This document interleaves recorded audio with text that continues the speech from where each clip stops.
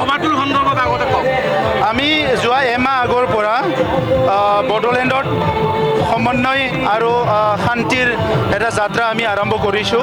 কাৰণটো হৈছে প্ৰায় 40 বছৰৰ পিছত বড়োলেণ্ডত 5টা বছৰ এনেকুৱা বছৰ পাইছে য'ত মানুহে শান্তি, নিৰাপত্তা আৰু সমন্বয় পাবলৈ সক্ষম হৈছে। UPPL মডেল অফ পলিটিক্স, যিটো UPPL মডেলৰ ৰাজনীতি, ইয়াত আমাৰ টাৰ্গেট আছিলে যে বড়োলেণ্ডৰ 35 লাখ জনসাধাৰণক শান্তি ঘূৰাই আনিব দিব লাগে, নিৰাপত্তা আনি দিব লাগে আৰু সমন্বয় আনি দিব লাগে। এটা সময়ত ইয়াতে বড়ো অনাবড়ো ৰাজনীতি হৈছিলে, ইয়াত বিভিন্ন জাতি জনগোষ্ঠীৰ মাজত সংঘাত হৈছিলে, ভাতৃকাতি সংঘাত হৈছিলে, এটা সময়ত অস্ত্ৰৰ জনজননী আছিলে আৰু এই গোটেইবিলাক শেষ কৰি 2020 চনত যেতিয়া আমাৰ চৰকাৰ আহিল, ইয়াৰ পিছত এই 5টা বছৰ বহুত শান্তিৰে লোক আমাৰ বড়োলেণ্ড ৰাইজে 26টা জনগোষ্ঠীয়ে বহুত শান্তিৰে পাৰ কৰিছে। গতিকে আমাৰ UPPLৰ সংকল্প, UPPLৰ আহি থকা দিনৰ কাৰণে আমাৰ পণটো হৈছে যে বড়োলেণ্ডৰ শান্তি চিৰযুগমীয়া হ'ব লাগিব আৰু এই যাত্ৰা, এই সংগ্ৰাম আমি কণ্টিনিউ কৰি যাম যেতিয়ালৈকে বড়োলেণ্ডত আমি এটা জেনেৰেশ্যন কমচে কম 25টা বছৰ শান্তি আৰু সম্প্ৰীতি আমাৰ মাজত নাথাকে, তেতিয়ালৈকে আমি সদায় এই শান্তিৰ কাৰণে কথা কৈ যাম, সম্প্ৰীতিৰ কাৰণে কথা কৈ যাম। বড়ো অনাবড়ো যিটো ৰাজনীতি, ধৰ্ম ভেদাভেদ ৰাজনীতি, ইয়াৰ বিপক্ষে আমি মাত মাতি যাম আৰু সমাজখন মৰম, স্নেহ, বিশ্বাসৰ এনাজৰীৰে বান্ধি পেলাই আগবাঢ়ি যাবৰ কাৰণে আমি কাম কৰি থাকিম। হাগ্ৰামা মহিলাটিৰ কথা আপুনি কৈছিলে যে এটা সময়ত হাগ্ৰামা মহিলাৰ শাসনৰ সময়ত বন্দুকৰ শব্দৰে ৰাতিপুৱাইছিল আৰু হাগ্ৰামা মহিলাৰ প্ৰত্যুত্তৰত কৈছে যে এটা সময়ত অশান্তিৰ মূলতে বোলে আপুনি আছিল, কাৰণ বন্দুকৰ পাৰ্টি বোলে আপোনাৰ লগতে আছে।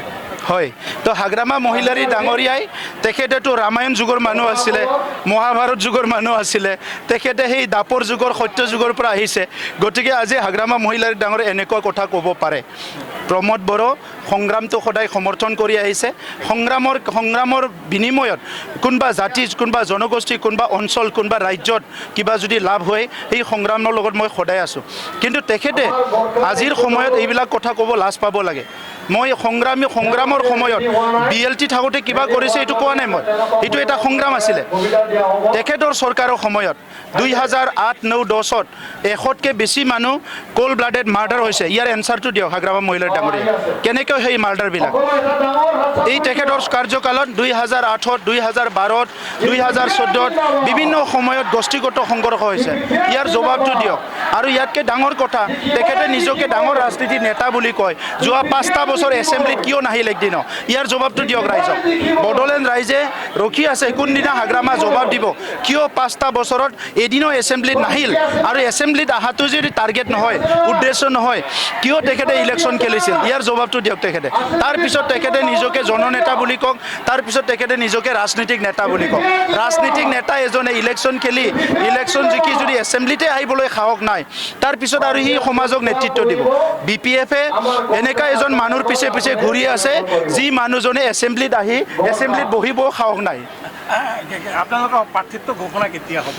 সোনকালে কৰিম, বেছি দিন নাই, আমাৰ ৰেডি হৈ আছে। কিন্তু আমি চাই আছোঁ ইমানো আৰু কি দৌৰা-দৌৰি কৰিব লগা আছে। ইলেকশ্যন হ'বয়ে, এইটো এটা উৎসৱ। আমি ইলেকশ্যনত আদৰিবলৈ ৰখি আছোঁ।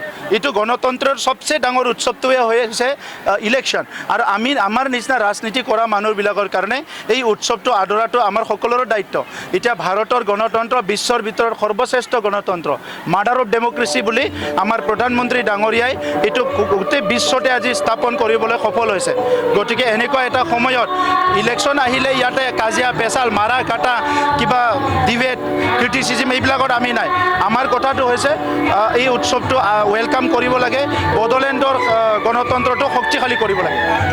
কিমানখিনি আঁচনিৰে আপোনালোকে চৰকাৰ গঠন কৰিব বুলি ভাবে? 2007ত, 2015ত আমি 7টা ছিট পালোঁ, 2020ত আমি 12টা ছিট পালোঁ। আৰু এইটো যদি আপোনালোকে চাই কিমান % বাঢ়ি যাই আছে, এইবাৰ আপোনালোকে আন্দাজ কৰক আমি কিমান ছিট পাম।